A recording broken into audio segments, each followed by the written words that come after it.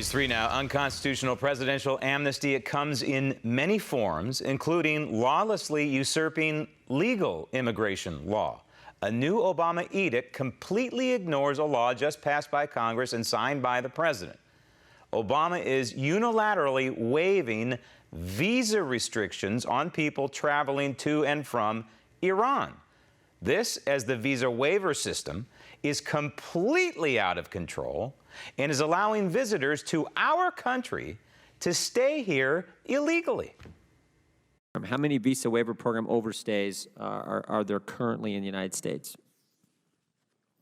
The number of overstays was estimated in the last report, and as Chairman Meadows mentioned, this is the most recent report that you guys just put together. Exactly. Okay. What was that number again? Over 500,000 overstays. Over 500,000. And what's the average length of time they've overstayed? I don't have that. Of those 500,000 who are here, who've overstayed the time they were supposed to be here, do we know how many of those may have traveled to Syria or Iraq? If we have the information from an air manifest or a sea manifest as to whether or not they had traveled to another country, we would have that information, and I'd be happy to try and provide more detail. I wouldn't have that right in front of me. Oh, sure. Now, 40% of the illegals in this country are people who have overstayed their visas. So Team Obama is obliterating immigration law, both legal and illegal. But how bad is it down along the border right now? Joining me now from Washington, D.C., President of the Federation for American Immigration Reform, or FAIR, Dan Stein.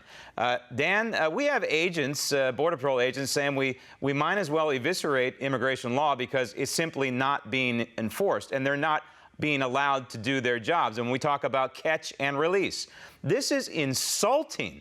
It's insulting to me, it's insulting to you, it's insulting to all Americans, because if you or I robbed a bank, we wouldn't be caught by the police and then released. No, we would face the music. And that's what illegal immigrants, no matter where they are from, no matter how they got here, that's what they should be doing, face the legal music. Well, thank goodness you are covering this story, because it's not getting the kind of attention it deserves. The Obama administration has solved the problem of illegal immigration by simply saying, let them all in. Aliens get something called a notice to appear, an NTA, notice to appear when they're caught at the border. That notice to appear tells them when to show up for a court date. Well, so many aliens aren't showing up for their court date that their solution, the Obama administration's solution, is, well, just stop giving them court dates. Just say, let them on in. If the alien says, claims that I've been here since the end of 2013, and all they have to do is claim it, they don't have to prove it. All they have to do is say they've been here since 2013, and they just let them go. And this is supposed to be, at a time of heightened national security and terror, their leadership in helping this country control the border. This is one more national scandal. And Brandon Judd, the head of the Border Patrol Union, he said, we may as well just retire the Border Patrol and let them go home, because they're obviously not there doing anything. And unfortunately, to put it rather crassly, this is the gift that keeps giving from the Obama administration. Even if Donald Trump is allowed to build his wall, of course it's going to take years, but even if we stopped illegal immigration right now, these people are here. And as far as I know, there's no attempt to remove them.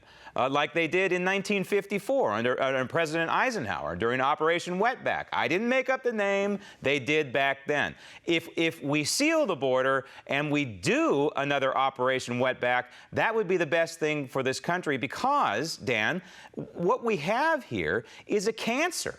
It's not only eating away at our laws by being ignored, but these people are eating away at our society. Well, and the thing is that we as a society know how to solve this problem. We know how to deter illegal immigration in the interior, and state and local enforcement, secure documents, work verification, e-verify. We know what we need to do at the border with various structures, interior, checkpoints. It's not that difficult to deter illegal migration. You have to have summary procedures at the border, then fly them right back home, so there's no, but this administration is doing everything to destroy our immigration controls. And it's not enough to say, well, Obama couldn't get a bill through he wanted to get through. so therefore he can destroy our immigration controls. The Republican leadership needs to push back. And, you know, Paul Ryan, they had a chance to do some important things in the omnibus bill that passed late last year, and they turned around and actually funded the Syrian refugees. They had a chance to defund the so-called sanctuary cities that are nullifying federal immigration law, and they didn't do it. I mean, the point is, Donald Trump, Ted Cruz, some of these candidates are talking about the issue, but let me tell you, the Obama administration has a malicious intent to destroy this country's immigration controls and maximize the number of people coming in for one simple reason: it benefits their political party, and it's a national betrayal. And the word is out, people in Honduras or what have you, and people beyond, in other third world countries, that the welcome mat, the neon sign, is out there in the southern border. So if you can somehow get yourself to the border area between the United States and Mexico, Obama is going to welcome you. So I want to ask, I'm going to put you on the spot here. Does your organization endorse any candidate? Are you endorsing anybody who's going to have a strong stance toward immigration?